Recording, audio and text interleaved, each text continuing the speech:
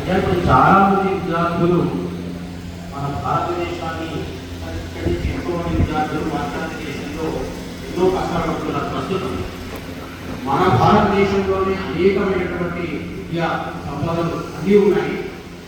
ఇక్కడి నుంచి వెళ్ళి అక్కడ కష్టాలు పడుతున్నటువంటి వాళ్ళ కష్టాలు నిజంగా కూడా చూస్తున్నాం. వాళ్ళు ఇంకా ఎన్నో బాధపడుతున్నారు. వాళ్ళని ఇక్కడికి మళ్ళీ మన భారతదేశంలో ఎంతో విద్య ఉంది, ఎంతో జ్ఞానం ఉంది అని చెప్పడానికి మీకు అవగాహన సోదరులు కూడా మన భారతదేశ సంస్కృతిని, మన భారతదేశంలో అనేకమైన సంపద విద్యాలయం ఉంది అని చెప్పడానికి ఒక మధ్యం మీరే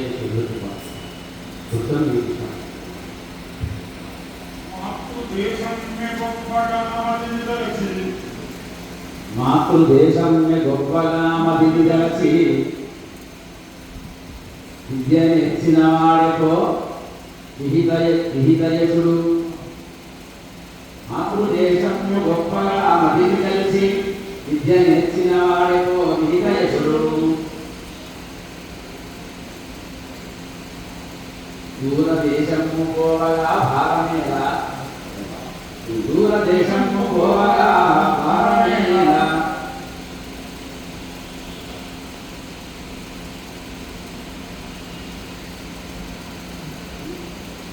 కన్న తల్లిని విడిచి ఏమన్నందు, కన్న తల్లిని విడిచి ఏమన్నందు.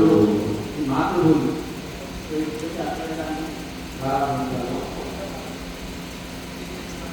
విద్య నేర్చిన వాడికో హితయసుడు. విద్య నేర్చిన వాడు హితయసుడు.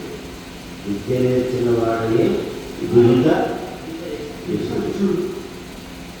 ఒకప్పుడు విద్యార్థి అంటే విద్యను సముపార్జన చేసేవాడు.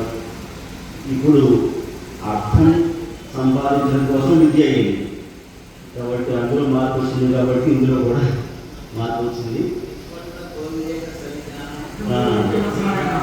వ్యవసాయం చక్కటి సందేశం.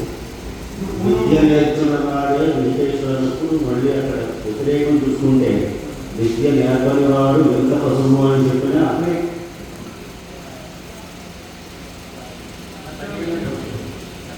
ఇలా